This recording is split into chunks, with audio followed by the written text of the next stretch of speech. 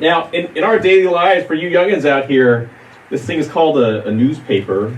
Once upon a time, we used to print ink on recycled tree pulp to transmit our misinformation. I know, it's crazy, but there was a time before the internet.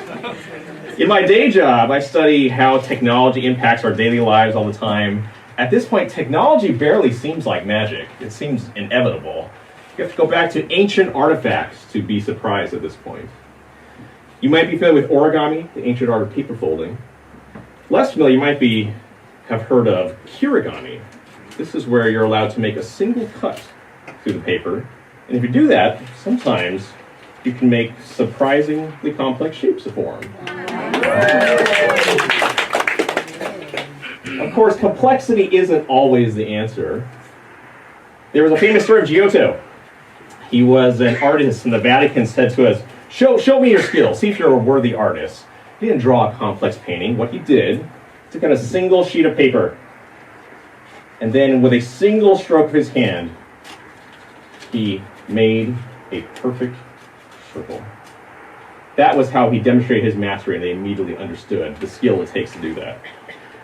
On the balance, though, of course, I'm not actually a well-rounded artist. If you actually ask me who knows me, I'm really much more of a square.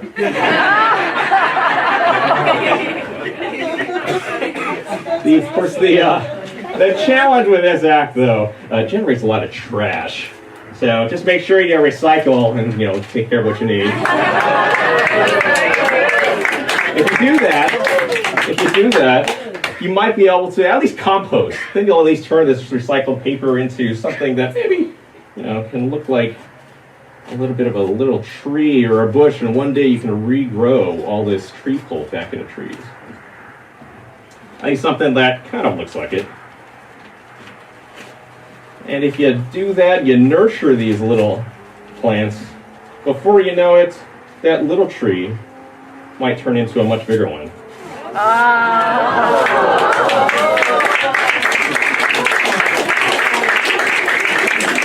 I'm going to plant this in the ground here. Make that work. All right, last bit here. I'd like you to remember some picture or advertisements you see here. So I'm about to perform a classic of magic.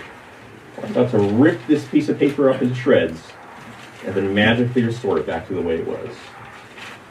That is, of course, impossible. No one could rip something up to shreds and then magically put it back together. That's got to be some kind of trick. It is. It's a trick.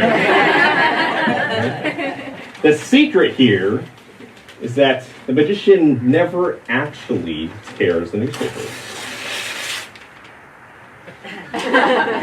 He only creates what you might call an illusion.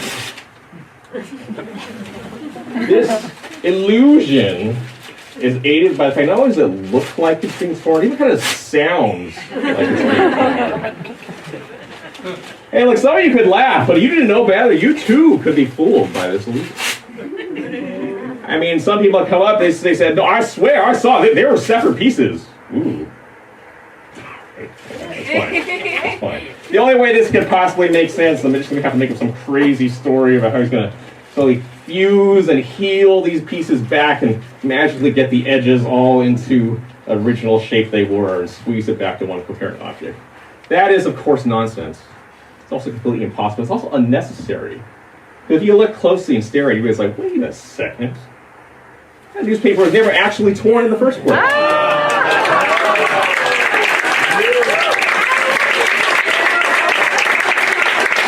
Please check this out there. You can see for yourself. It's the same pictures. The